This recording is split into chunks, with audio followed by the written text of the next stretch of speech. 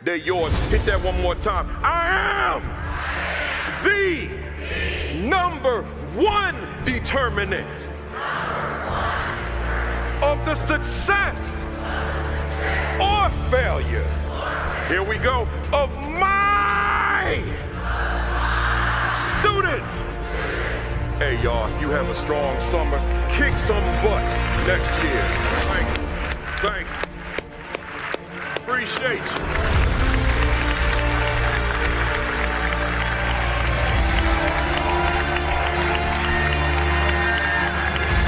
That's the mindset. That's the attitude. Love you guys.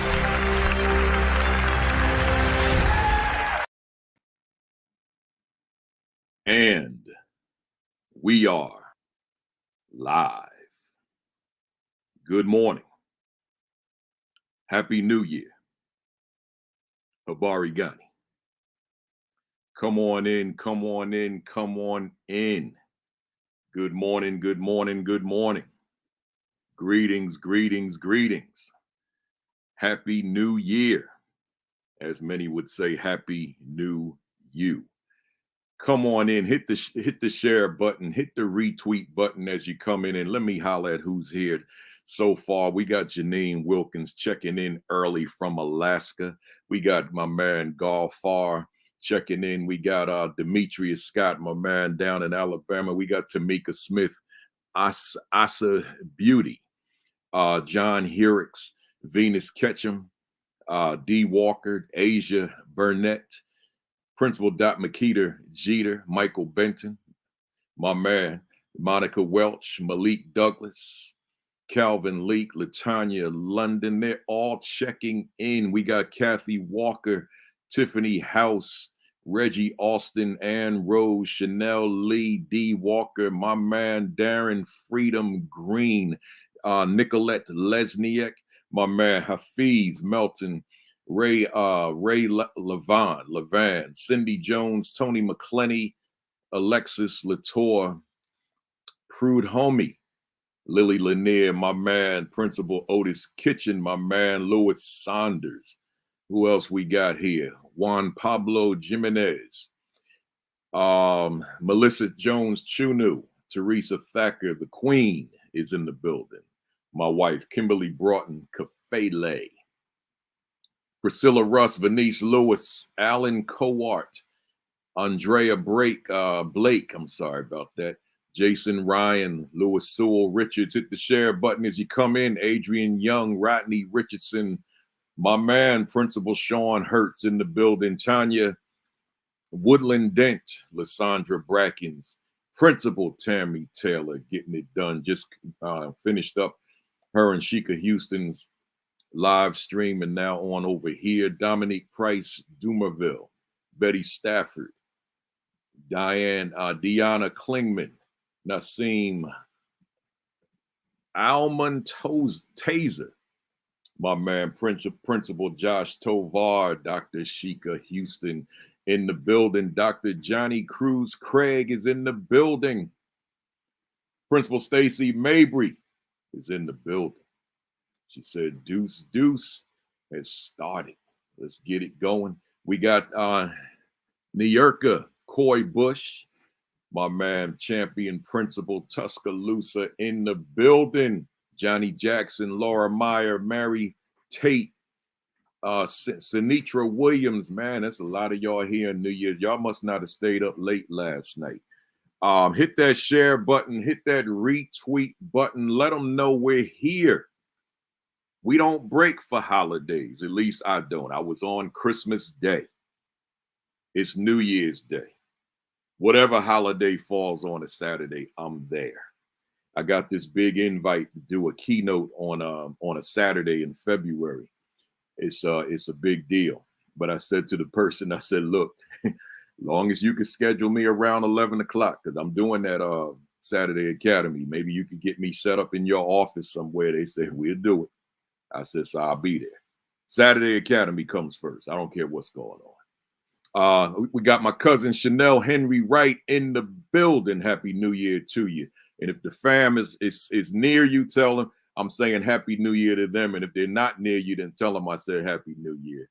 Pamela Marcus, Jennifer Desmond, Pamela Toller, Chriswell in the building. Thomasine Starr Hamilton, Charlena Hottie is in the building. Terry Williams, Joy Johnson, Alinda O'Leary, they're all in the building. Hit that retweet, hit that share button. Let them know we're here and we're bringing that New Year's message. We're talking about your leadership mission, but I'll get into that in a little while. It's just about 11 o'clock. Yolanda McKinney's in the building. Angelise, I think it's pronounced Tarango, Rosales, Evelyn, Giamaticus, I think I got that right, is in the building. Jared Phillips is here. My man, Dennis Griffin, Principal Dennis Griffin is in the building. But you keep that cold Wisconsin weather up there, buddy. I mean, not to say I'm in the tropics, I'm in Jersey, but you know, Wisconsin's a whole nother ball game, right? Danielle Gladstone's in the building. Sandra Brookins, Jenny Ramos. I'm gonna call one more that I'm getting ready to get going. Let me get these three. Pam Golat, my man Stephen Jones, that's Dr. Stephen Jones, and my man Edwin Garcia. Let me get it going, y'all. It's 11 o'clock, so let me say to you formally, good morning. Greetings. Happy New Year and Habari Ghani on this first day of January 2022. And I welcome you to week 88. Can you believe that? Week 88 of the virtual AP Leadership Academy. And I don't know about you. I'm going to try to do this right because last week I lost my voice doing this. I don't know about you. But if I could speak for me very quickly, I'm on fire. We keep it right there. I'm on fire, y'all. I woke up early this morning. Yeah, I was up watching New Year's Eve on all the channels. I'm doing all that stuff, but then, once my clock said like 7, I said, it's time to go. It's time to do my final preparation. I'm on fire because it's the first day of a new year. You guys are going back to the schools, I guess Monday or virtually. So some kind of education, whether it be virtually or in the schools, and I'll be back on the airplane tomorrow. So it's back to what we know. So I can't afford to look at my calendar and say, oh, God, back to the sky. You can't afford to look at your calendar and say, oh, God, back to what we do. Teaching, learning, leading, counseling, etc. The only mindset that I can afford to have, the only mindset that you can afford to have on this first day of January, knowing that we resume the work that we do, resume our passion, is a mindset of I'm on fire. Woo! That's how we gotta feel. So let me give you this quick motivational message, and then I got a lot, man. I don't know if y'all gonna hang with me the whole way. I got 6 pages of notes, man.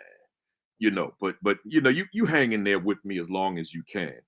But my message, I wrote a post about this the other day. I said, we talk about New Year's resolutions, we talk about goals, we talk about objectives, we talk about a new us, all that kind of stuff that comes along with New Year's. So I wrote this post saying, every day is New Year's Day. You don't have to wait for January 1 to be great. You gotta, so here, my message, let me give you the title. Happy New Year. But every minute, every hour, every week, every month is a new opportunity. Let me say that again. Happy New Year. Wish I had some confetti to throw up. Happy New Year. But hold up. Every minute, every hour, every week, every month presents itself with new possibilities. So some of us, we wait for today, January 1, And then by January 5th, we jumped off the wagon. I don't know, right? So I'm saying no. Maybe January 2nd's your day, but January 3rd's your day, or January 2nd during the 11 o'clock hour. What I'm saying to you is every minute. Matter of fact, let's go backwards. Every second, every minute, every day, every week, every month presents itself with new possibilities. So if you find that you've been weak or you've been lax in pursuing whatever your goals and objectives may be, in this case within your leadership, that's all right. Start anew right now. So if it's February something, if it's March something, if it's whatever something, and you find that you don't bring the fire that you thought you were going to bring on January 1st, that you thought you were going to bring when you were planning for January 1st. So December, oh man, when January 1 gets here, it's a new day. It's a new diet, right? It's a new study habits, right? It's a new leadership. It's a new personality. It's a new this, it's a new that. No. It may not happen on January 1st. But if it does happen, but then you become lax with it, well, you got a new second coming up, like within a second. You got a new week, you got a new day, you got a new month. So jump on it then, but make sure that you are writing out the plan. That's my point. Let me give you these quick announcements because I got so much on this agenda. The ASCD Leadership Virtual Leadership Summit. I've told you a couple of weeks now. I'm the keynote for that this year. I'm blessed by that. That's January 18th through 20. So I'll open it up on January 18th. Go to ascd.org and register. Right? That's the ASCD Virtual Leadership Summit. They blessed me with the opening keynote. So I'll be on it on the 18th. I don't know what time, but just go register and I'll see you there. Next, welcome to the first timers. Maybe somebody this January 1st, 2022, this is your first time in. Welcome to you. Don't leave us though. Stay here with us forever. I'm gonna be doing this forever till I can't breathe anymore, right? So I'm gonna be here for a while. I'm planning to live to 100, right? So I'll be here for a while doing this. So first timers, welcome to you. If you'd like to see all the previous 87 videos, subscribe to the Virtual AP Leadership Academy YouTube channel. Again, visit the Virtual AP Leadership Academy YouTube channel and just binge watch the 87. We're talking it's at least 90 hours of content there, right? Including the interview videos for the AP position and the principal position. So go and check that out. Next, I always got to plug these. I got 8 books here that I've written. I got 8 sitting here. I've written 12, but these are the 2 I continue to promote for the Academy. The Equity and Social Justice Education 50, which is right here. This reverses me. So right here, and then the Assistant Principal 50. So the 2. Now it's interesting. I promote these typically on Saturday mornings. And then I look at the Amazon count, and these are the 2 that are outselling all my other books, because maybe that's because I don't put the other books on the screen, right? But those 2, particularly for this academy, get your hands on those: the Equity and Social Justice 50 and the Assistant Principal 50. I'm rocking the Chicago Americans today, Negro Leagues. Those of you that are new and don't know what these shirts are that I wear, these are Negro League jerseys. They're authentic. They're handmade. And I wear them with pride. I feel like Superman on Saturday mornings when I put them on. These are the only times I wear them. So the Chicago Americans is the shirt I'm wearing today. Let's keep moving. I think I'm done with the announcements. So let's jump in. Matter of fact, here's one I haven't said in a long time. It's not an announcement. It's a reminder. The Virtual AP Leadership Academy overarching question: does my assistant principalship benefit my school academically? That's what this academy is all about. I have said many times, and I guess I'll start the new year saying it again: the most misunderstood and most underutilized position in all of education is the assistant principalship. The most misunderstood and underutilized position in all of education, the assistant principalship. And I vowed I'm going to do my part in changing that. And that's what this academy is all about. That's what the Assistant Principal 50 is all about. In fact, let me throw one more up here.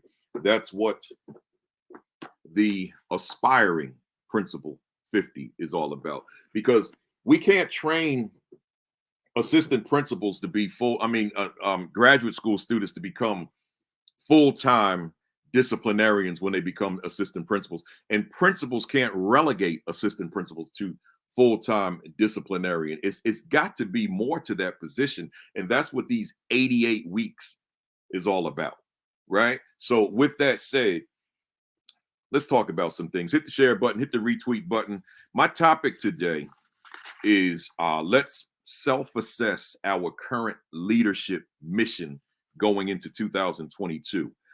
But before I go deep into the topic, I got some other information that's relevant to the topic that I want to give you. I want to share with you for those of you that don't keep up with me on my regular post on social media. Back in 2017, every day during Kwanzaa, I would wake up in the morning, the 2017 Kwanzaa, and I would write an essay of about, anywhere from 500 to 1,000 words. I wrote an essay on education, a blog post that coincided with the principle of that day. So I didn't write them the night before and they were ready for me to post when I got up. I literally would get up, write it in the morning in that spirit of that principle, and then post it. And then a few years since then, I've been posting them during Kwanzaa. This was one of those few years. So I just want to give you the list because I want you to read these. I'll tell you where to get them. You can go on my page, but I'll tell you how to get them a little bit more simple once I finish. The first one was posted on the first day of Kwanzaa, December 26th, and that was Unity Day. So the essay was called Unity in the School Community. So all about unity within the school. Day 2, self-determination. And the topic was, you have got to want success for your students badly. The third day of Kwanzaa was collective work and responsibility, and the topic was, show me a disconnected staff, and I will show you a miserable school. Again, show me a disconnected staff, and I will show you a miserable school. The fourth day was cooperative economics, and the title of my essay was, don't forget to teach your students the invaluable lessons of financial literacy and entrepreneurship. Again, don't forget to teach your students the invaluable lessons of financial literacy and entrepreneurship. The fifth day was Nia, purpose. And the name of the essay was, you will never reach peak performance until you have firmly grasped your why. Again, you will never reach peak performance until you have firmly grasped your why, meaning your purpose. And then the sixth day, which would have been yesterday, you can't, with creativity, you can't meet new challenges with old, outdated, obsolete strategies. And that one was particularly relevant in the context of today's times with a pandemic, and some of us trying to use strategies from pre-pandemic during the midst of a pandemic. And it's a different time, different child, different staff, different school, different everything. And sometimes those great strategies from the past are now obsolete, old, and outdated. And you got to make a pivot. You got to make a shift to implementing strategies that work for today, right? And then the last one, which would be today, Imani, or faith. The topic was your faith in yourself as the classroom teacher, or in your case, as the leader or assistant leader, matters, right? So those were the 7 essays I wrote. You can go to principalkafele.com and then scroll way down, because they're in the back, because that's when I first started the blog page. So that was like 4 years ago, right? So again, principalkafele.com, or you can go to principalkafele.com and then go to the writing tab, click it, and you'll see the blog tab. Just click that. So either way, you'll be there. But then one more thing I did this week, and I didn't plan this. I created a new platform, and I want you guys to know about this for those that didn't see it. Though some of you may have been on with me, but I created a new platform because I was deep and thick in the spirit of Kwanzaa, and I'm thinking about Black children in particular, and saying, man, this achievement gap, this underperformance, this, continued racist practices, racist curriculum, etc. I said there's so much we have to do. So I created this platform as just another vehicle to correcting this crisis, as what I call this state of emergency. And I created an online platform, a live stream platform called School Talk. And I interviewed 3 people. They were long interviews because it was Kwanzaa. Each of them was 2 hours long. So I did 6 hours of interviewing during Kwanzaa. I started off with Dr. Chika Akua, and our topic was Black student achievement. Then I went on to Mr. Keena Walker down in Atlanta, school teacher. Our topic was inspiring Black students. And then it culminated with Thursday, Dr. DeLacy Davis, empowering the Black male learner. So those 3 videos are sitting on a different YouTube channel than the one I use for this. It's called Principal Kafele Speaks to Educators. Once again, Principal Kafele Speaks to Educators. I want you to do this for me. Subscribe to that channel, because I did the live stream on the virtual AP Leadership Academy channel, but I deleted them once I was done because I don't want those to sit on that channel, because that's not what this channel is about. This channel is about Saturday morning. So, but the other channel, Principal Kafele Speaks to Educators, is relevant. So I want you to subscribe to that channel, please. Just go and hit the red button, subscribe to it, so that you don't miss any of those, because I'm going to be bringing on some big time people who are not in leadership. The leadership guests are for this.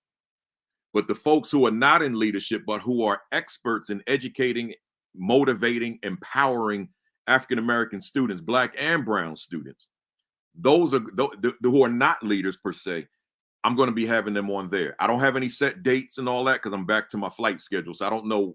It's just going to be a pop-up thing. So that's why I want you to subscribe.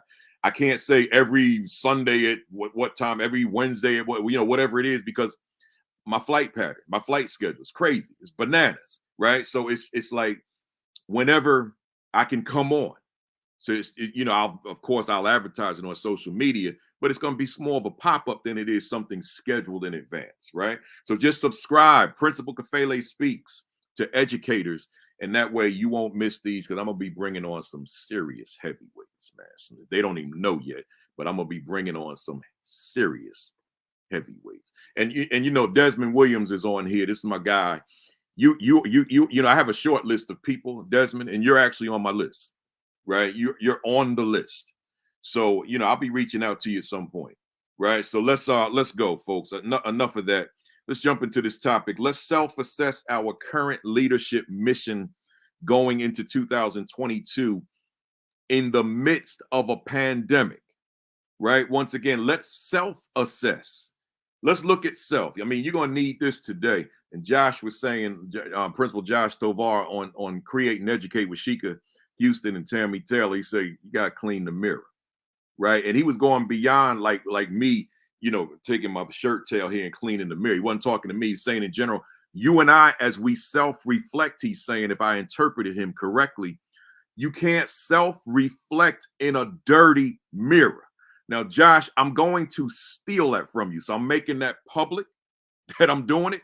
Because that's what we do as presenters. We steal from each other. I see people stealing my stuff all the time. I ain't mad at them. So it just makes sense. And I don't know why I never thought of this.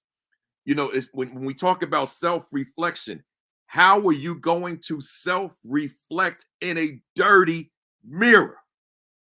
How are you going to sufficiently self-reflect in a mirror with dust and fingerprints in it? If you're going to have engage in an honest self-reflection, and you really want to go deep with clarity, and see, that's the word right there, clarity. Well, then the mirror's got to be clean. And if the mirror is not clean, you won't get the sufficient clarity that you need in your self-reflection, self-assessment. So, Josh, I stole it from you, but you see, I added to it, right? So now I don't have to feel guilty, right? So I'm saying to you, so now let's translate that, because when we say self-reflection, obviously we don't mean you got to have a mirror in your hand, although that's not a bad thing. But I am saying this: when you engage in the self-reflection, now y'all got to understand, I'm speaking to you off the top of my head now. Like most of the things I talk to you about, it's in my notes, right? So I'm freestyling for a second.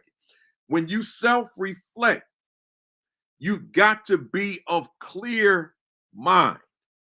See, now that's not easy, but it's hard to do it when the television is playing, when the music is playing, when the folks are chattering in the household, when this is going on, that's going on, when you're thinking about so many other competing thoughts. You got to find that quiet place. Like I got a corner right here. You might have to go into that corner and you get into your mindfulness state and your meditative state. And it's just, you just focus on you and your leadership, right? And I'm telling you, it is doable because I do it.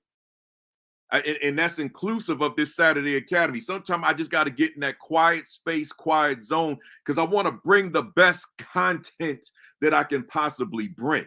So I can't do that with distractions, because I know that people are going to log on. Even if it was only one person, I got to bring the best version of myself, right? So I'm saying to you, you got to clear the clutter so that your mirror is spotless.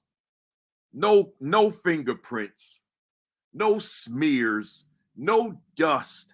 It's clear. And now you can go deep within yourself and possibly identify aspects like Dr. Cruz Craig said, introspection, and identify aspects of yourself that you may not even be in tune with. Let me get up on my camera, that you may not even be in tune with. I know there are aspects of me that I haven't been introduced to yet. I know that. Some of it's intentional though, because I walk in a very narrow lane. So it may sound contradictory, but I'm not even trying to get outside the lane, right? I'm like people ask me all the time, including this week, why are you not pursuing your doctorate? Because I don't want one. Period. It's end of discussion. I don't even have anything to add on to that. I'm not discouraging it. I just don't want one for myself. I don't know why. But there's nothing like when I'm sitting around, I say, man, you need a doctorate, man. Why don't you go get a doctorate? You can do it online. I don't have those notions. I don't have those thoughts because I'm so here. Like this, like all my work fits in this little narrow space. And that's where I'm focused outside of family. All my work is like right in here. So what's out here and what's out here, I don't see it. I hope that makes sense to somebody. I don't hear it. I don't smell it because I'm right here. And that's how I choose to live. Now, we're not all the same. So someone else may live differently. Like I want to explore out there. I'm inquisitive. No problem. But I'm just saying with me, and I'm 61 and I'm setting my ways. I'm right here, y'all. I'm right here. Right. So when I'm in my zone, my self-reflective, clean mirror zone, I'm just thinking about those things that are consistent with what I do. So with what I do, let me do it at a high level. Like, let me strive to be great at it. Let me strive to be amazing at it. Let me strive to be extraordinary at whatever I do that fits in this narrow space. That I will recommend to you. I won't recommend not exploring what's out here, but I will recommend whatever's in this space. Make sure you a bad man. You a bad woman at what you do.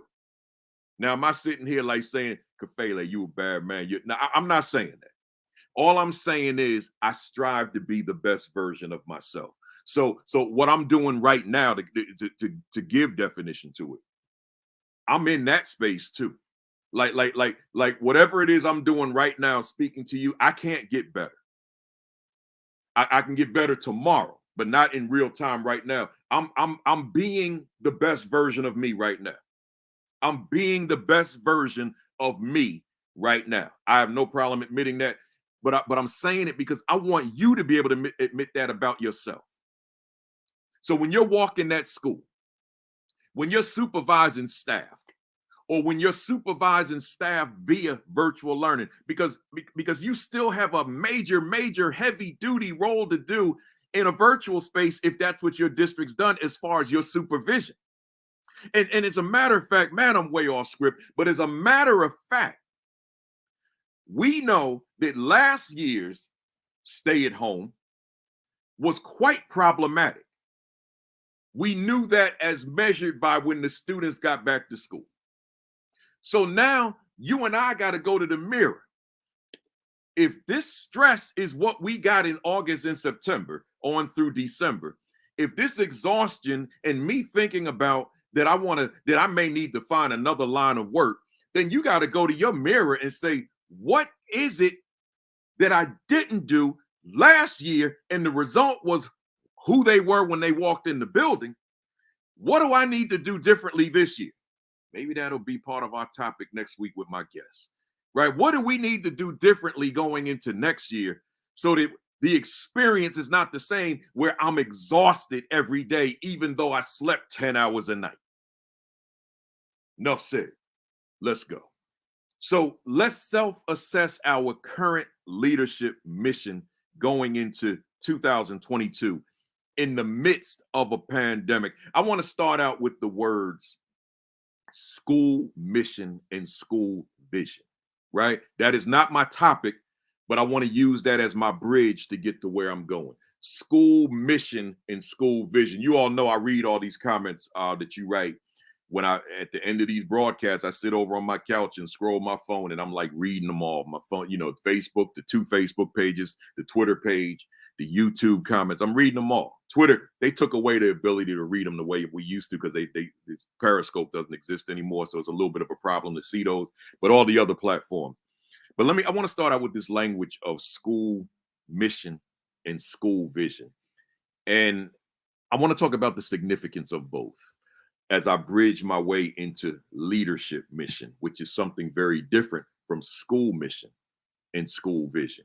See, when we talk about school mission, the school mission is the foundation upon which your school stands. It's what your school is about. It's your school's definition of itself. And I can tell you that, for a living, I spend my life in schools. So I'm in a lot of places that are missionless. And when a school is missionless, it is rudderless, right? It has no definition to it. It has no foundation upon which to rest. And really, to be quite frank and a little bit brutal, maybe, it's really not about much. See, your mission is who you are. Your mission is what you're about. Your mission is the ground upon which your school stands. It's the foundation of the school. But I go into schools and there is no mission, or they'll tell me, well, we have it, but we got to revise it. Well, when you going to get started? So I hear that a lot. We have to revise it. It's very old. It's archaic. No, it's not used anymore. So if I go into a school and you tell me a mission has to be revised, that's probably your song that you've been singing for a while. So you tell me a few months ago, a few years ago, or a year ago, we have to revise the mission. And then I come back to you a few months later, or a year later, or whatever it is, and you still talking about you got to revise the mission. Then that means that your mission is not a priority. And this may come across as harsh, but that's okay. We're here to be honest and frank. And therefore, your school probably not only is not about much, but is probably underperforming.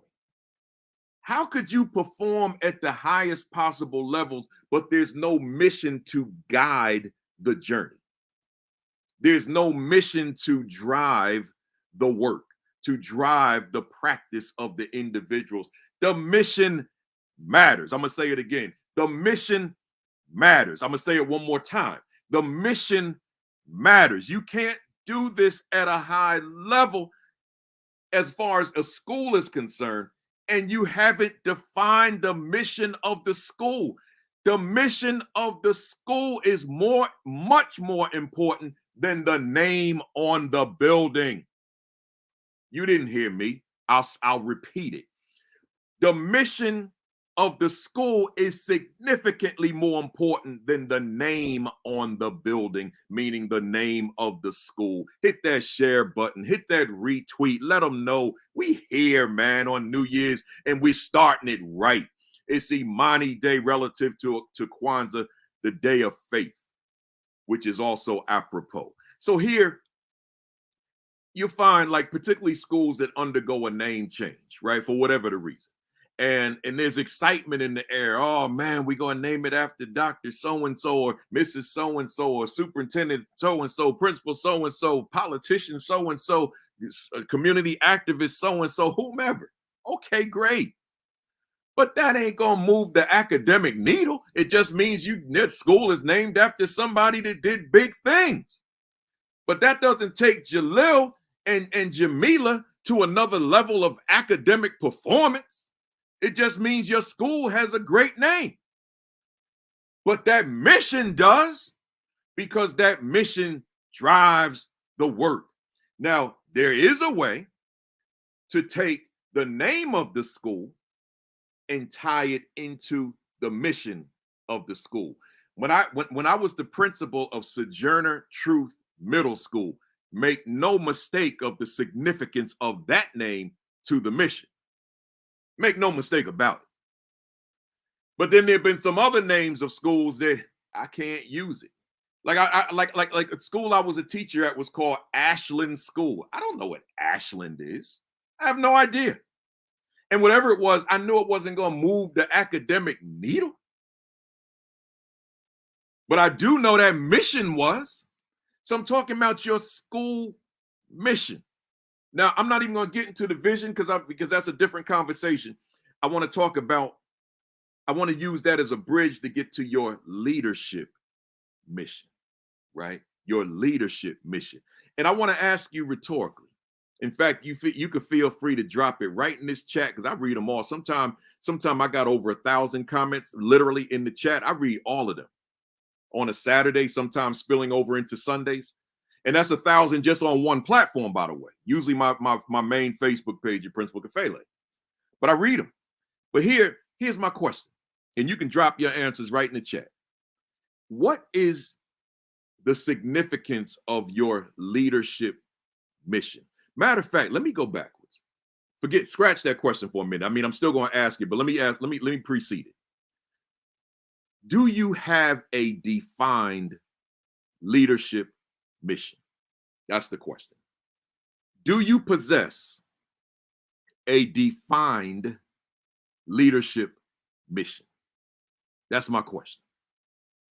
And then that follow-up now is, what is the significance of your leadership mission? This is a New Year's message, y'all. Because I don't want you walking into that school. I don't want you logging onto that computer, those of you who are virtual, and you bring no mission, no sense of mission to your leadership. That's problematic. It's negligent. Have you defined your leadership mission? Do you possess a leadership mission? And if so, what is the significance of it to your work? Drop that in the chat for me. I'm gonna check those out as I read everything. So now here's what I'm saying. I'm using, matter of fact, just for you guys to know, I'm using this for my lesson today, for my message today. Is my school a better school because I lead it? Written by yours truly.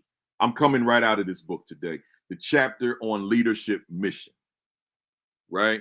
So, do I possess a leadership mission? What is the significance of my leadership mission? Because if you're in leadership, or if you aspire to leadership, and of course, the core audience is always the assistant principal on this academy. But if you're in leadership, aspiring leader, assistant principal, principal. I know assistant superintendents watch this. I know directors watch this. I know supervisors watch this. And I know that superintendents watch this. Matter of fact, I know that commissioners of education watch this. I know the Secretary of Education. We've been on a Zoom on the White House platform together, so perhaps he even watches it. Secretary Miguel Cardona, right? So I'm saying this. You can't enter that building without a leadership mission, right? And when I say your leadership mission, I'm talking about that thing that drives you, that foundation upon which you stand. It's like, so the start, I got 5 questions for this message today. 5 with a whole lot of bullet points. But let me give you the first question so I can really solidify the point I just made. Question number 1, put this in your notes. What's that one thing over all of my responsibilities that I deem I simply must accomplish? Once again, what's that one thing over all of my responsibilities that I deem I must accomplish, right? That's what I'm asking you. That one thing is probably your leadership mission. I've told you many times, I'll tell you again in the context of today's broadcast, I only entered education because I wanted to position myself to empower my boys. My boys were all Black. I only became a principal so that I can continue that work. That was my mission. So here, I'm making a distinction between the work and the mission. I'm making a distinction. Let me use my hands and arms to describe the work. Here's the work. It's infinite. There's never a day where it's done. Like here, you know, I'm a speaker and a consultant, but there was never a day during these days I've been off that I had nothing to do as far as my business. It's just infinite. It never comes to a point where you're done. It's always work. So in your capacity, it's the same thing exponentially. It's infinite. There's never a time where you can conclude, I'm done. It just doesn't happen. But that's the work. I'm distinguishing the work from the mission. The work is this. The mission is this. Let me get straight here, right here. The mission is this. It's very narrow. See, what is your mission? See, in other words, your work is the things that you have to do. There's a job description. There's your supervisor's expectations. There are those things that just arise. These are the things you have to do. You could have a plan, a well thought out plan written, but then things happen, right? Things happen. So now as things happen, you have to react to the things that happen. That's the work. But see, let me see what Jackson said here. And that mission can't be test scores. You'll drive yourself insane. And I'll reiterate that. Test scores can't be the mission. Learning is the mission. And if students are proficiently learning at a high level, it will take care of your test scores. But sometimes we put test score, maybe not sometimes, maybe frequently. We put test scores ahead of learning. We got to raise these scores. But that test preparation that so many do, that does not necessarily translate into learning. It translates into just memory, rote memory. That's all it is. That's not learning. That's not thinking. That's not critical thinking, rote memory. That's just memory so that we can get a few extra points on the standardized assessment. So learning can be the mission, but not test scores, as Dr. Marcus Jackson said. So here, let's go back. Here's the work, but here's the mission. And they're two different things. What's your mission? And see, the thing about your mission, because I'm breaking this mission down this morning, your mission is something that you have deemed that you must do. See, the work is something you have to do if you're going to survive, if you're going to continue to get a paycheck. Your work, you have to do. That's like the job. Your mission is what you deem you must do. That's the passion. See, I'm distinguishing your job from your passion. And make no mistake about it. I don't sugarcoat. I don't pull punches. I didn't love everything about the principalship. No, because some of the stuff I did was work. Going to meetings was work. Paperwork was work. And I don't mean meetings in the building with staff. I mean the meetings in central office, right? A lot of what I did was work. But I had a balance between the work and the mission to keep my fire raging. So see, your mission is what you deem you must do. Your work is just that which you have to do. But that which you deem you must do is typically personal. I want y'all to hear me now. It's typically personal. I need to turn my brightness down a little bit, y'all. I'm like shining in here. Let me turn this down a little bit. Yeah, that's better. That's better. I got these dark curtains behind me and it's doing something with my image, man. So, I know my wife heard me. She gonna be like, oh boy. Because I was the one that asked for the dark curtain. She gonna be like, oh boy. Right. So here's the thing. So what I said to you about the young men, right? That was personal, y'all. That wasn't in the job description. That wasn't the superintendent. That wasn't the assistant superintendent in my ear. That wasn't the community. That was me. That was personal. I'm looking at the landscape.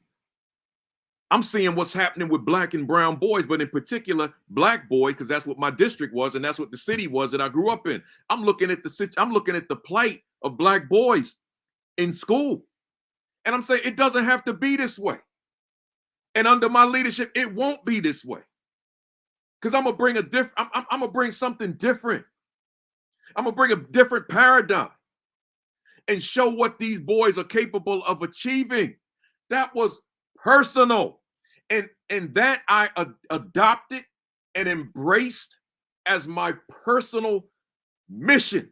It had nothing to do with the work. It was my personal mission. So let me holler back at you now.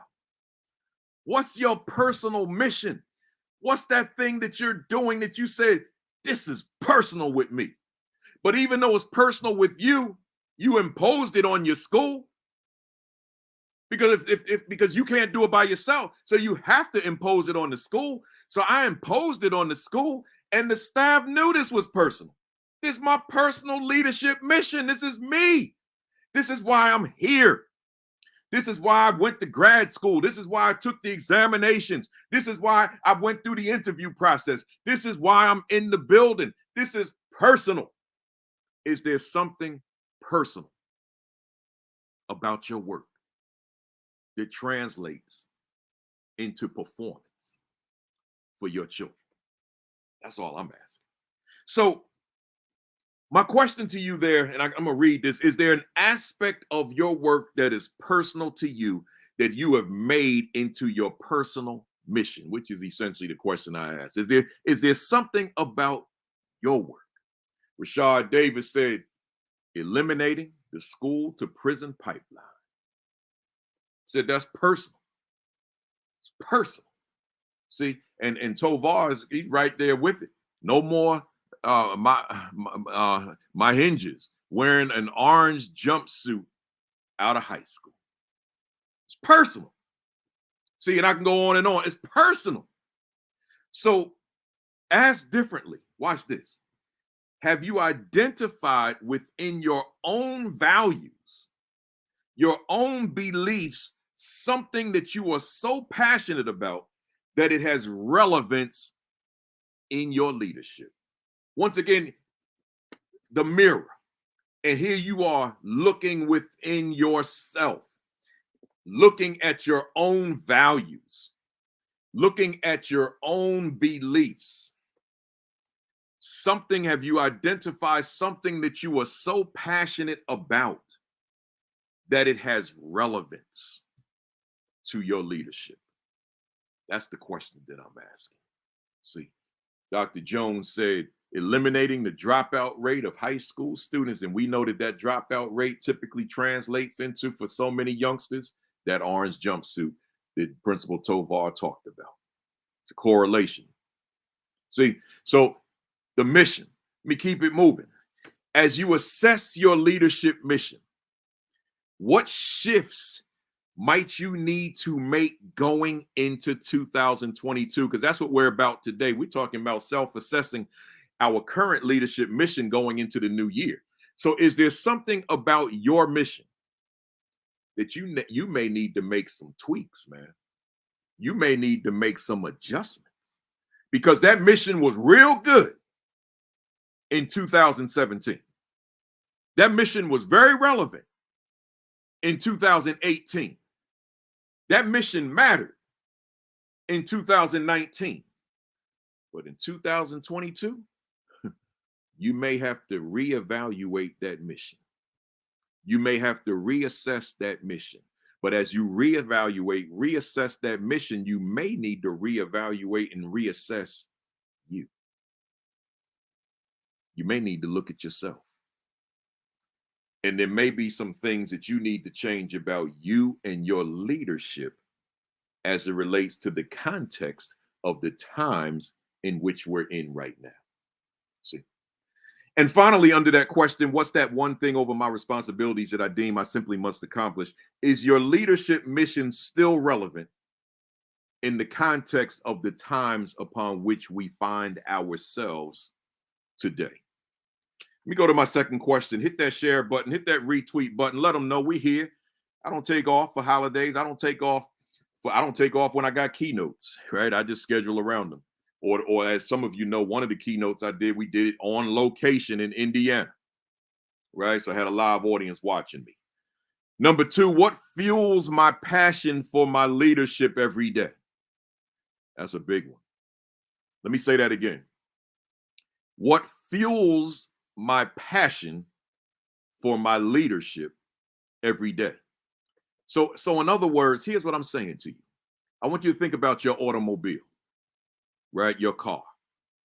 You jump into your car, right? You know those days when you didn't put gas in the tank and you figured I'll do it tomorrow, and then you get to the car tomorrow and you're like, oh my God, I ain't got no gas. I don't know if I can make it to the gas station. Well, that's essentially what I'm saying here. I'm asking you the question, what fuels my passion for leadership every day? If you have no gas in the tank of the car, it's only going to go X number of miles before it shuts down. I know something about those shutdowns. I've had to where the car runs out of gas and you out there on the road on the highway. I've had it happen to me. I can recall at least 3 in recent years. I shouldn't even be admitting that. That's like that. That's just not right, right? It's that's not wise. But at least 3 times I thought I could stretch it, and it got me, right, for various different reasons. So there's no going. I got stories that there are keynote closings, which I'm not going to share with you now because it takes a while. But trying to push the car and all that kind of stuff. But again, you got to catch me at a keynote for that one, because I just built it into a closing for a keynote address. But here's the thing. A car can run out of gas, but your passion can run out of gas too. That's my point. The question is, what fuels my passion for leadership every day? Your passion can run out of gas even though you think you're passionate about it. I was passionate about my principalship. But guess what, somebody? My passion ran out of gas. And that's why I do the work I do today. I hope this doesn't run out of gas, right? I hope it doesn't. No, let me, I want to be honest with you. It does run out of gas. This runs out of gas, especially when I got to fly on a Sunday, right? This runs out of gas. But we're going to talk about how you refuel. That's the purpose of this question. So like a vehicle, your passion needs fuel in order to sustain it. Your passion needs fuel in order to sustain it. I'm gonna put this up here, Melissa. I can't even read it, but I'm gonna let the other folks read it, and I'll check it later. So again, your passion needs fuel. Your engine needs oil, right? And when you don't, your windshield wipers need fluid, right? So you got various different fluids in a car, and all those various components, they need the fluid. They need it. Oh, I was supposed to keep that up there a little longer. Let me keep that up there. So I'm saying to you, you have to make sure that you keep your passion fueled. So let's talk about it. Before you became a leader, you had a desire to lead, right? And I know I'm gonna go over 12, y'all. And my original note said talk about mission and talk about vision. And when I saw how it was like 10 pages, I said, oh, we won't be doing vision today, right? So we're just focusing on mission. But before you became a leader, you had a desire to lead.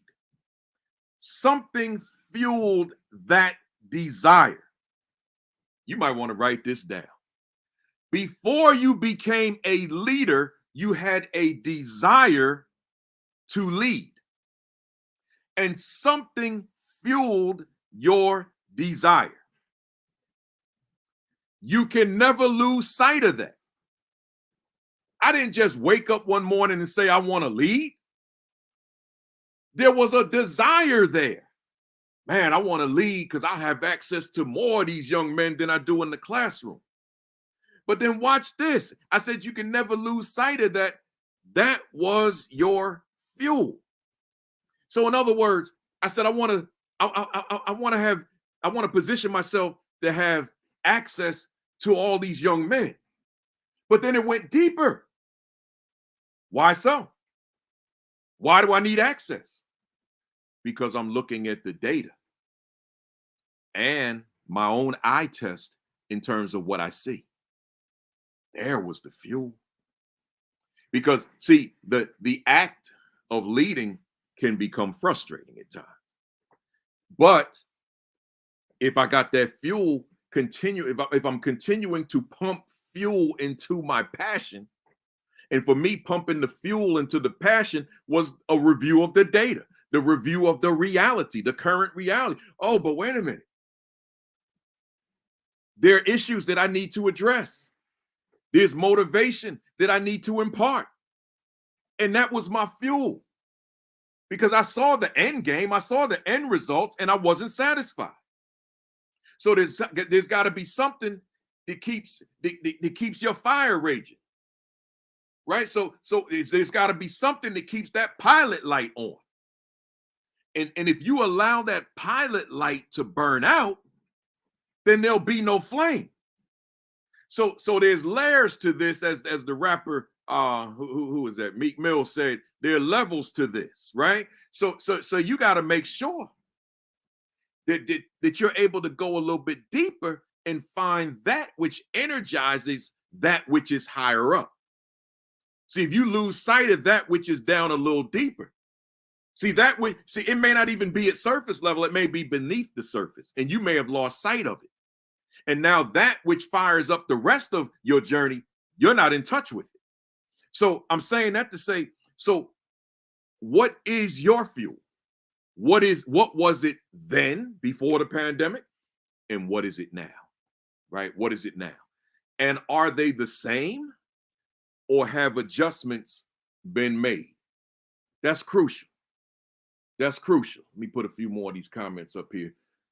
That's crucial. So to move on, in other words, there's got to be something about your leadership that keeps you fired up within your leadership. And inherent within that statement is your mission. Elmani, I'm gonna put this up. I don't have time to read it to myself, but I'm gonna let the folks read it.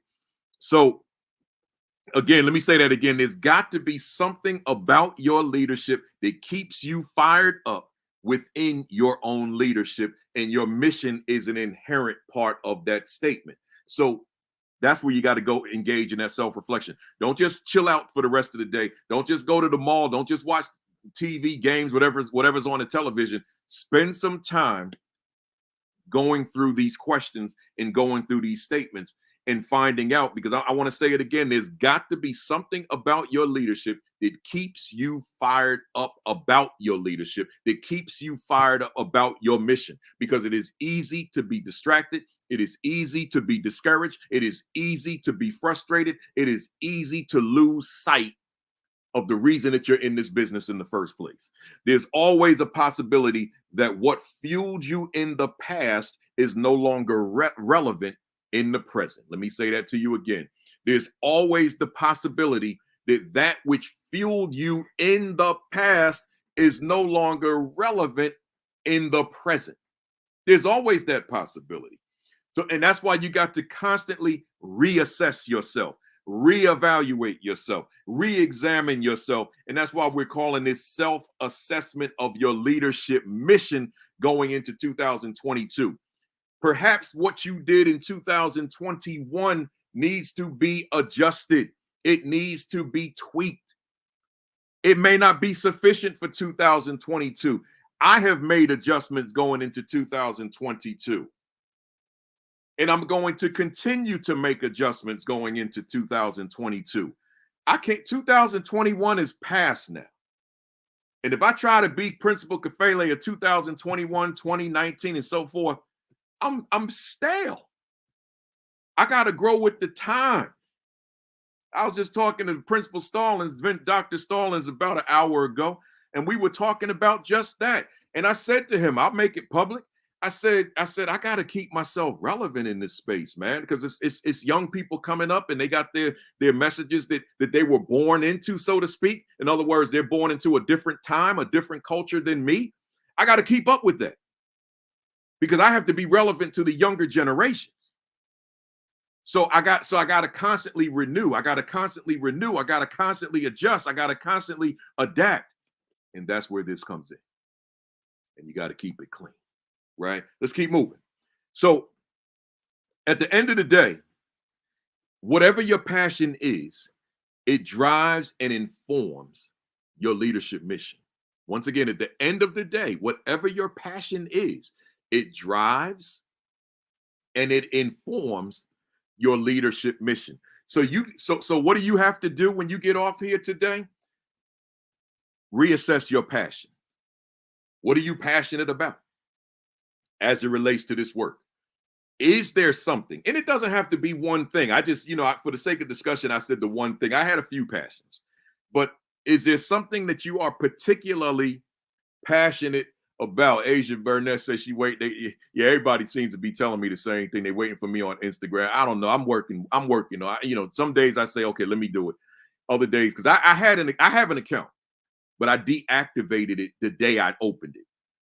Because when I opened it, about 2,000 people jumped on it like within minutes. And I said, how am I going to manage this with all my other stuff? So I closed it. So you never know, Asia. You never know. But again, if you got to find what is my passion. Y'all leaving me some long messages today. I put it up there, Jackson, but I can't read it right now, but I put it up there. So I say to you, I'm asking you again, what is your passion as it relates to this work? You might say, well, leadership is my passion. I hear you, but leadership is like infinite. What is it within the leadership? See, what is it within the leadership that keeps you fired up? And that's critical, because if it's just leadership, well, those aspects of leadership that you don't like, and you can't sit here and tell me that you like everything about your leadership. You like the filing part too, even though some people don't file, they give it to the head secretary, or they delegate it to the head or a secretary, whatever it is. But you still got to get them documents together, right? So, it was things about it I wasn't passionate about. And those are the aspects of the work that can discourage it. So you got to make sure that you have at the forefront of your mind, that which you love about what you do, that which you're passionate about what you do, that which keeps the fire raging about what you do, that which keeps you excited about what you do, energized about what you do, enthusiastic about what you do. You have to keep that right here. Let's keep going. I'm on number 3. I told you I got 5. Hit the share button for me. Hit the retweet button for me. I'm going a little bit over, but I ain't going to go all the way to 12:30. Hit the retweet, hit the share button. Let them know we're still here. Them people on the West Coast just waking up. Let them know we are here. Number 3, do my leadership actions reflect my leadership mission? Oh, man. That's a big one. Do my leadership actions reflect my leadership mission? See, there's a lot to be said here. Let me follow my sequence with my bullet points. See, in other words, here's what I'm asking you. Do my leadership thoughts, ideas, goals, objectives, vision align with my words and my actions? Let me ask you again.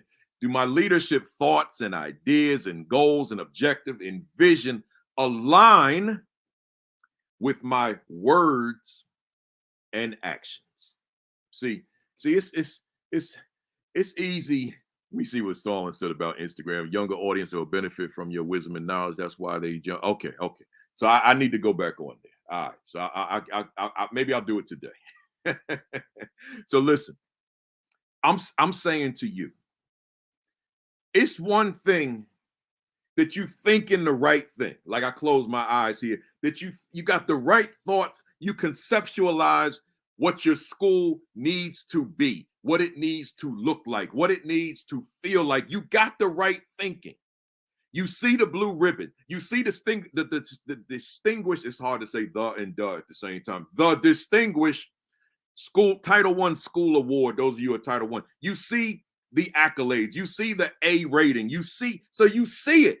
So your thoughts, your ideas. I got my eyes closed still. So your ideas. So you thinking of, you're conceptualizing this program, that program. I got my eyes closed, y'all, because I'm thinking deeply. Your ideas about this program that doesn't exist, this program that doesn't exist, that program that doesn't exist. So you got these ideas, your goals, and you got them in your head. That's why my eyes are closed. Your goals, your objectives, your vision. So you see it in your mind's eye, your third eye. You see it.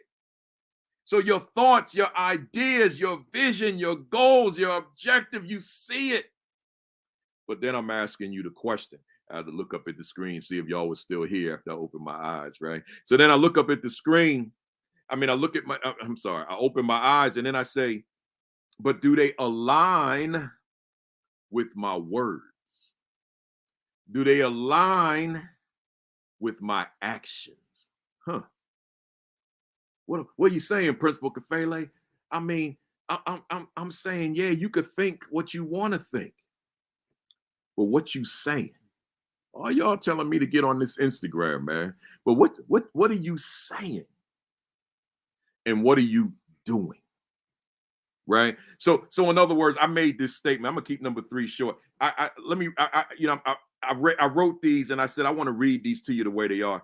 You cannot claim to be a strong instructional leader, this is your words, if you never visit classrooms, for example. So here you are. You said, oh man, I'm gonna be this great instructional leader. I'm gonna be in classrooms. I'm gonna be meeting with the teachers. I'm gonna forge collegial relationships. We're gonna having pre-observation conferences, follow-up rapid post-observation conferences. We're in the classroom. We focus on those areas where teacher and I have deemed these are areas that can grow. These are areas where teacher can improve in his or her practice. So that's your thinking. This is what I'm going to do. But then I'm saying here, you cannot claim to be a strong instructional leader through your words if you never visit classrooms. So you telling, you at the meetings with your colleagues, oh yeah, I'm instructional leader. Or the consultant like myself comes to town, oh yeah, I'm instructional leader, man. That's my thing. That's at the core of my existence. And then I come to your school like, when's he go into classrooms? When does she go into the classroom? All I see is you running around like a chicken without a head, right? Like when you doing this work that you said you do. So I'm saying here, the question was, do my leadership actions reflect the mission? So maybe your mission is being a strong instructional leader, and it's reflected in terms of what you say, your words, your thoughts. I'm sorry, your thoughts, your ideas, your goals, your objectives, your vision, but then your words are something different. You somewhere talking about discipline. You somewhere talking about these kids, right? Y'all ever heard that before? These kids, those kids, this neighborhood, right? I mean, we hear that. Oh man, these kids, these parents, this neighborhood, this music they listen to, this distraction, this distraction. But you said you were instructional leader, but you speaking something different. And I'm saying that your work, I'm saying that there's got to be an alignment between your thoughts, your ideas, your objectives, your goals, your vision, and what you say and what you do. If you say you're instructional leader, I want to see instructional leadership. If you say you're about male empowerment, I want to see male empowerment. I don't want you to say that you're about something and then I see you doing something that has nothing to do with that. So again, you cannot claim to be strong instructional leader if you don't even visit classrooms. But let me keep going. You cannot claim to be strong on discipline and your school is out of control. Once again, you can't claim to be strong on discipline and your school is out of control. No. Mm-mm. You cannot claim to be strong on building a positive school culture, and the school is a toxic environment. Let me say it again. You cannot claim to be strong on building a positive school culture, and the school is a toxic learning environment. You cannot claim to be strong on relationship building if just the thought of you turns everybody off. Let me give you that one again. You cannot claim to be strong on relationship building. So you sitting around telling people, oh yeah, relationships are crucial. Relationships are important. We can't get it done without relationships. But then I'm saying here, there's no alignment because you're saying you strong on relationship building, but just the thought of you turns everybody off because of who you are. That's why you got to have that clean mirror. That's why you got to go to that mirror. I think I know who I am, but I need to gauge who I am according to how I'm being perceived. I need to gauge who I am based on how I'm being perceived, not what I conceptualize about myself. Let me keep moving. You cannot claim to be all about your students and you don't even know their names. Woo! Let me give you that again. You cannot claim to be all about the student. Oh man, I'm about the children. Children first, man. Children first, content secondarily. I'm all about the kids. I'm in this work because of the kids. I'm about the kids. I'm about the students, man. You cannot claim to be all about the students and you don't even know their names. I see that, man. I'm in these schools. Hey, sir. Hey, young lady. Hey, young man. Good morning, young ma'am. Whatever they say. I'm thinking to myself, when you gonna say like one of their names, right? Like you don't. If you don't call them by name, you probably don't know them, right? You just faking the funk, man. Yeah, that's P-Funk, Parliament Funkadelic. You just faking the funk, right? You got that's got to be a priority that you got to know their names. So I'm talking about do my leadership actions reflect my leadership mission? So here I ask the question, do my leadership thoughts, ideas, goals, objectives, and vision align with my words and my actions. And then I'm taking the actions and those aspects of them, which are your mission. Here you are walking in it. But because so in other words, I'm scaffolding. But then I'm saying to you, I'm giving you these examples.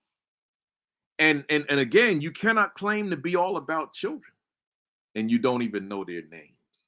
That means that you said all the right stuff, but your actions were something very different because you didn't see fit. You didn't see the necessity in getting to know the names and going further than the names, but getting to know the essence of the students that are in your school. Right? So let me go. I got one more.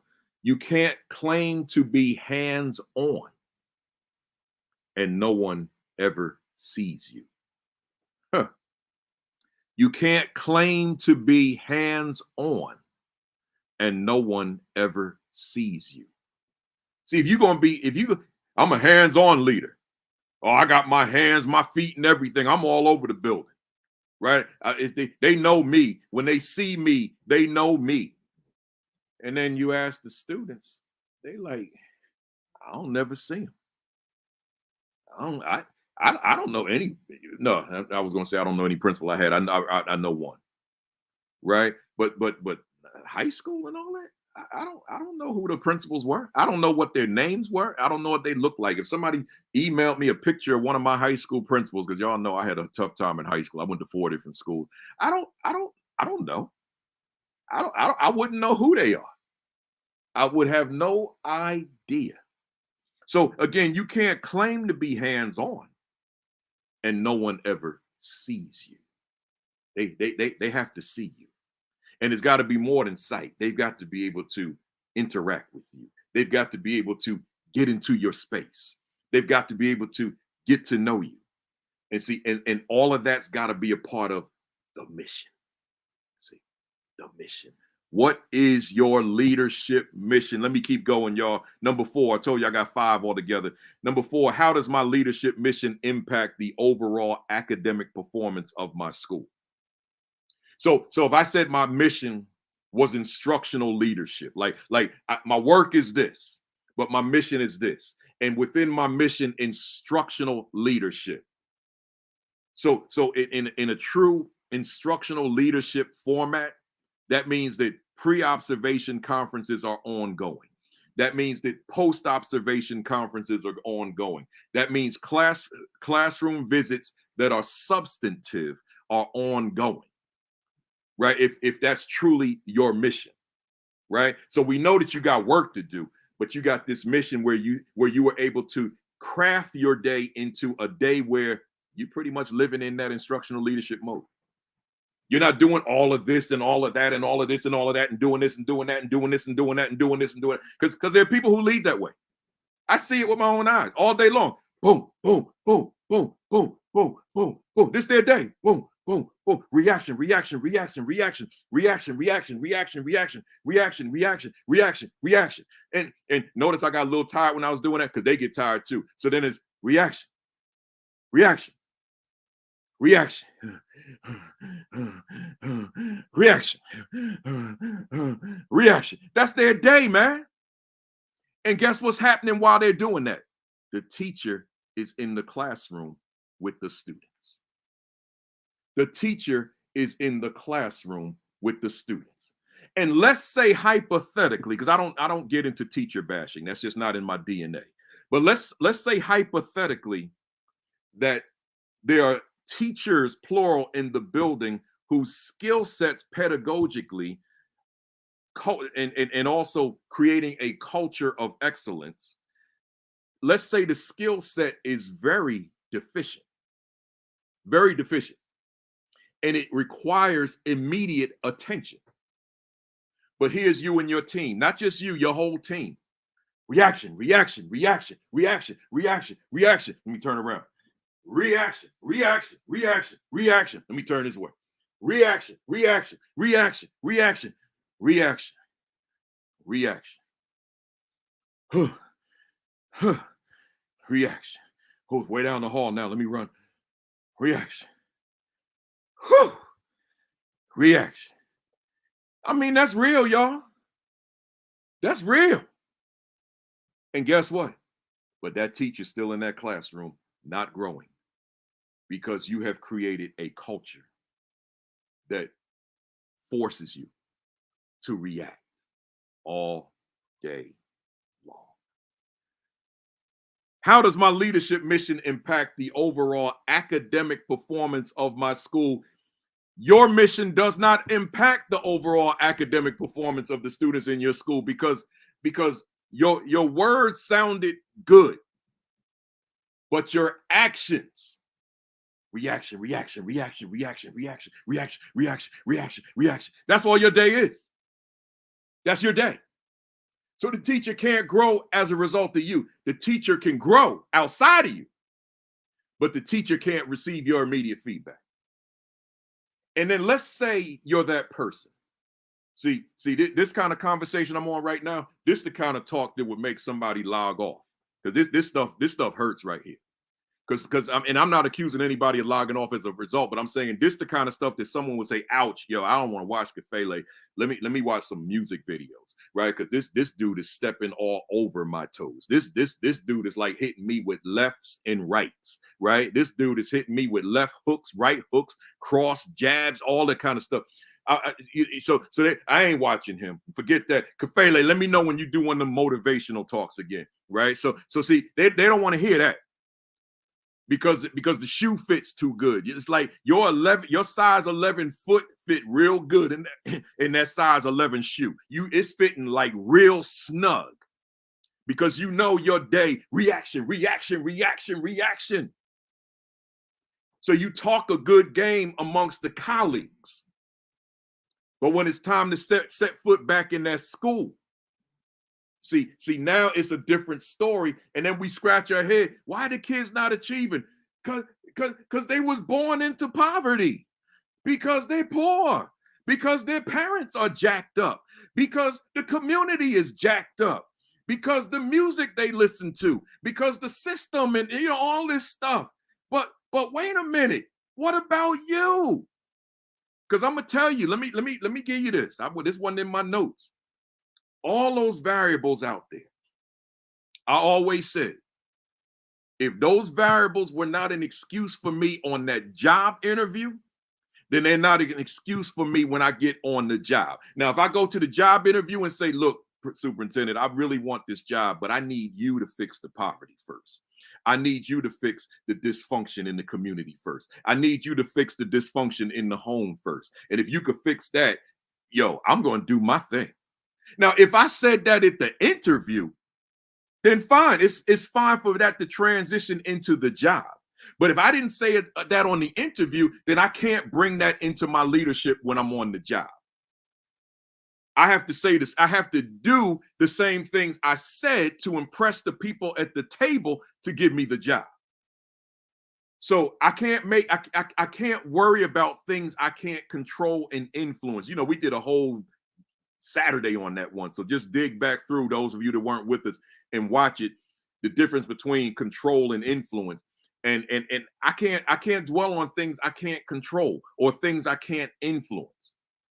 But that school, I got maximum influence because I'm the leader of that school. I got maximum influence. So that's where I'm going to expend my energy. So now, with that being said, I'm asking you, does your leadership mission correlate with the academic performance of your students? I don't need to elaborate much on that. Here's the mirror. Does your leadership mission correlate with the academic performance of your students? Secondly, have you defined your academic mission? Once again, have you defined your academic mission? Thirdly, does your academic mission drive your academic focus daily? Again, does your academic mission drive your academic focus daily? And then fourth, under this number 4, is your staff in sync with your leadership mission for your school? And that's key. I can't overstate that. Is your staff in sync with your leadership mission for your school? right? Because it can't be, here you are with this narrow focus as far as the mission, but the staff is not locked in there with you. Because you can't do it by yourself. It's not a one-man show. It's just that you've got this particular drive about you, but staff, you've got to be able to sell that to them. They've got to be able to see its importance, its significance. That matters. Let me go to number 5, which is the final question. What is the evidence that I am walking? And this is a little bit different. I decided to throw this in. I could have easily ended on number 4, but I said, what is the evidence that I am walking in my leadership mission where school safety is concerned? So I incorporated school safety because it's so critical, particularly in today. What is the evidence that I am walking in my leadership mission where school safety is concerned? And I'm gonna go through these quickly. A significant part of your leadership mission must include a solemn oath that you will do everything in your power to keep every student safe in the event of a life-threatening crisis. So you know how, like with school, we'll say the purpose of school is to learn, which I stand on. But in terms of your priority, your priority is to ensure that young people receive a world-class education, but simultaneous with that, not one ranked over the other, but simultaneous with that is to ensure their safety, students and staff, right? That's got to be a part of your mission. And I can say to you that I lost sleep over that many a time because I strove for perfection as it related to school safety. So with that said, let me share these with you. I just got these questions and then I'm done. Is every staff member fully conversant in your crisis management plan? Again, is every staff member fully conversant in your crisis management plan? Imagine you got this well-written plan, well thought out, well-written plan, but staff don't know it. They have it as a compliance measure. They understand the lockdown drill, but there's so much more to crisis management than a lockdown drill. So they know that, but they don't necessarily know the plan. Well, that's a reflection of your leadership, AP, principal, aspiring AP, superintendent, assistant superintendent, director. That's a reflection of your leadership. Next, does every staff member know their role in every emergency management situation? See, so there's, when I said there's more than just a lockdown, does every staff member fully know their role in every emergency situation? That's got to be a part of your leadership mission as well. Next, do students know their roles in the various every different emergency scenario? Do the students know their role?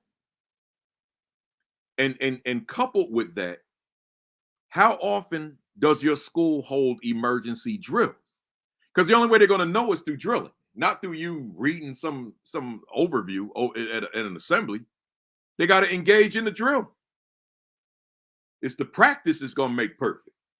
But here's the thing, and I cap this off with this. Are your emergency drills carried out to perfection? And I think that's the most important question. They're all important. But are your emergency drills carried out to perfection? Right? Because see, if we always say no one's perfect, right? But them drills, they need to be perfect. You need to be able to put your head on that pillow and know that I've got an entire school where everybody in the building understands their role. That is a part of the mission.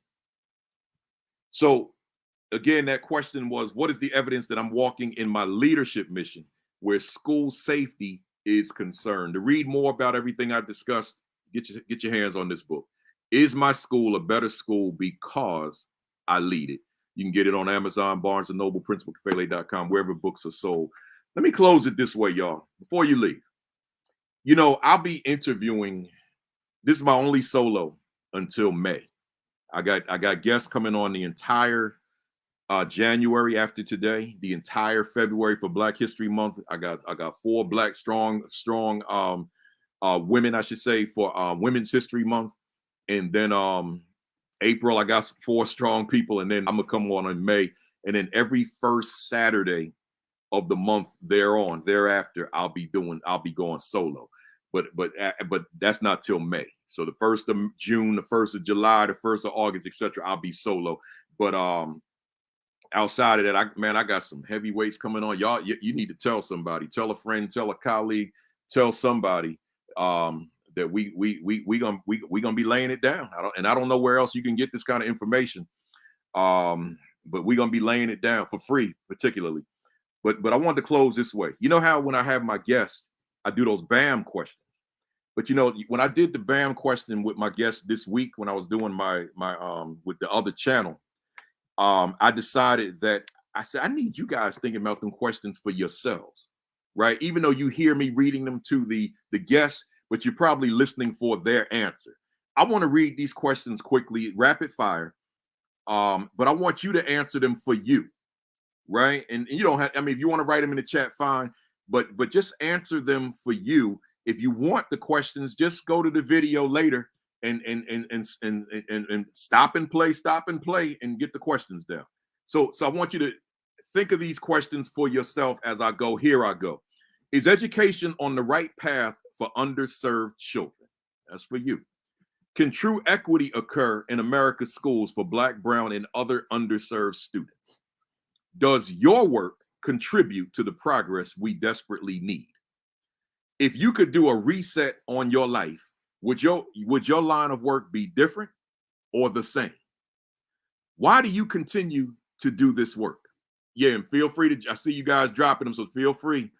What fires you up about the work that you do? What do you love most about the work you do? What do you dislike about the work you do? What has been your greatest victory to date? What was your greatest mistake in this work? What has been your greatest challenge in this work? Are you proud of your first year as an assistant principal? Are you proud of your first year as a principal, for those of you who have made it that far? Who inspires you in this work? What are you reading right now? What book do you recommend for our viewers? Now, there's a book that I want to, let me just deviate for a second. There's a book I want to recommend to all of you. I wrote the endorsement on the front cover, but I don't have it in front of me, and I don't want to butcher the title. I don't know if Dr. Griffin, who's one of the editors, is on this call. If he is, drop that exact title in the chat, or if someone else knows. But I wrote the endorsement, but I don't remember the exact title, so I don't want to butcher it, right? So that's the book I'm going to read next. What do you want to accomplish that you haven't accomplished yet? Are you satisfied with where you are professionally right now? What could you say to a viewer out there, so to a colleague out there who continues to face closed doors? What could you say to a colleague out there who's lost their fire? And what could you say to a colleague out there who's procrastinating about their next move? And then finally, if your name was a word in a dictionary, what would be your definition? Right? If your word was a name in a dictionary, what would be your definition? So think about those. I mean, I know I went quick, but you can easily go to watch the video and just stop, play, and get all of that. Someone asked me to put my information up, so here it is. And I'm gonna close out. So before you go, let me close us out of here. And I'll do that by just sharing first by saying Happy New Year to everybody. Thank you for, as the preacher would say, seeing it not robbery to join me on New Year's Day.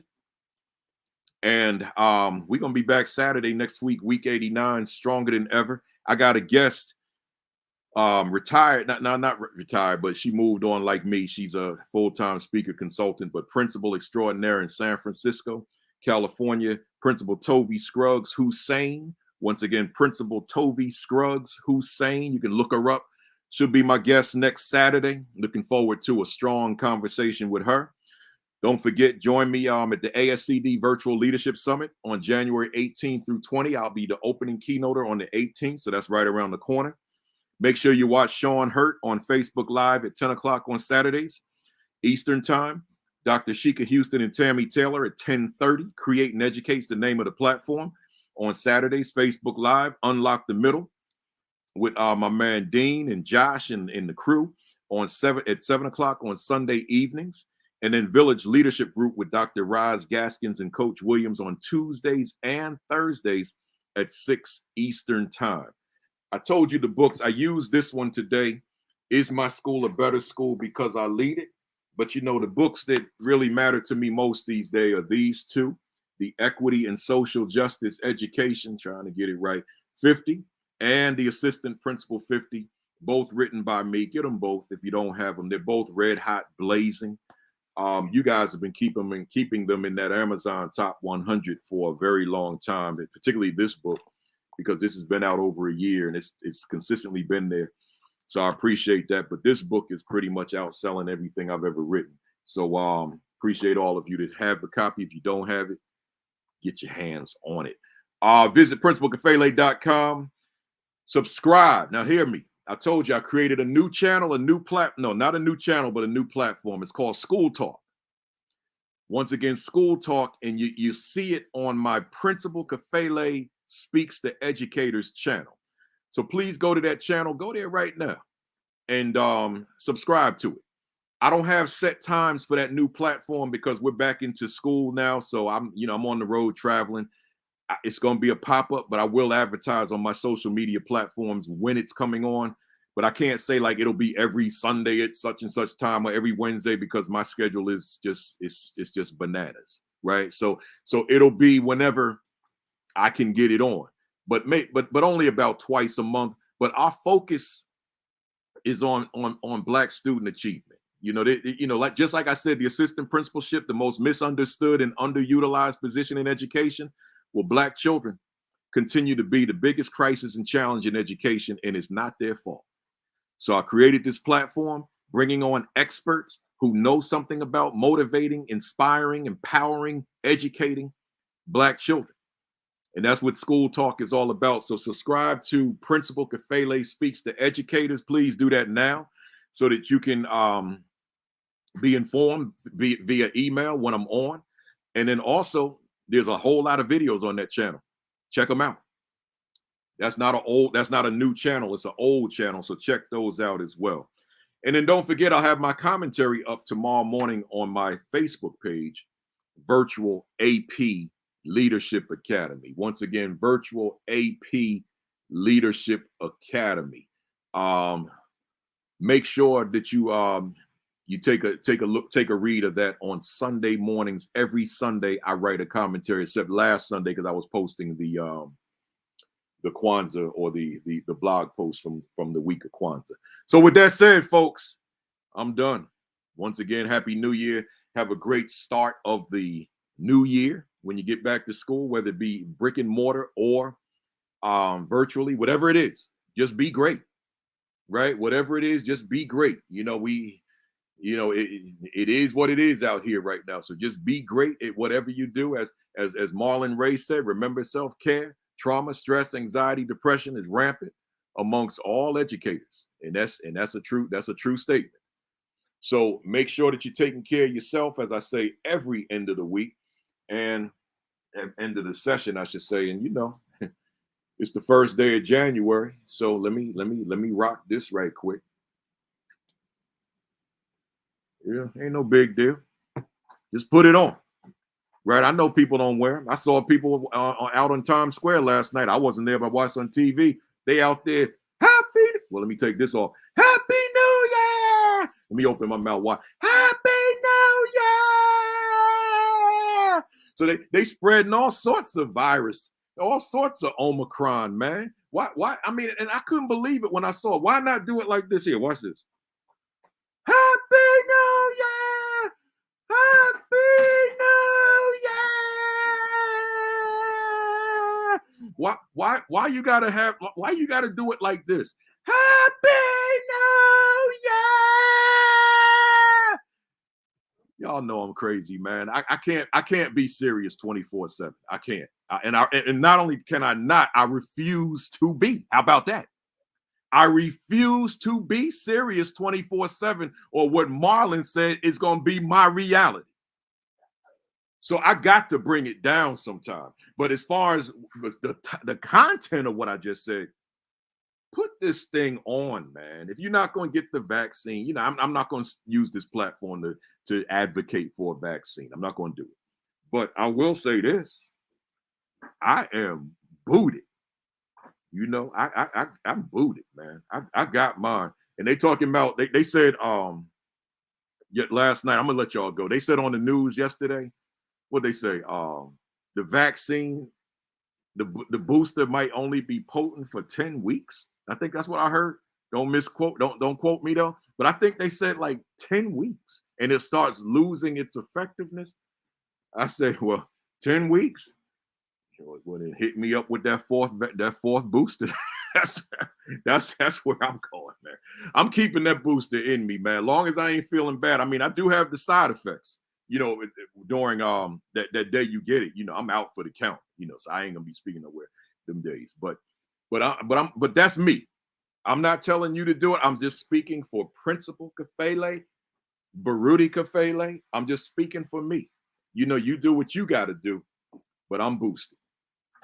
Right? That's it. Look here, y'all. Have a great week. Have an extraordinary week. Have your best week yet. Peace. Peace. I went too far. There we go. Peace. Thumbs up. Cock that fist back all the way and count to 3. 1, 2, 3. Bang! Appreciate y'all. Once again, I got a big time guest next week. Principal Tovi Scruggs Hussein. Google her. Tovi Scruggs. You'll see her. You'll see her work. We're gonna lay it down next week for leaders. I'll see you then.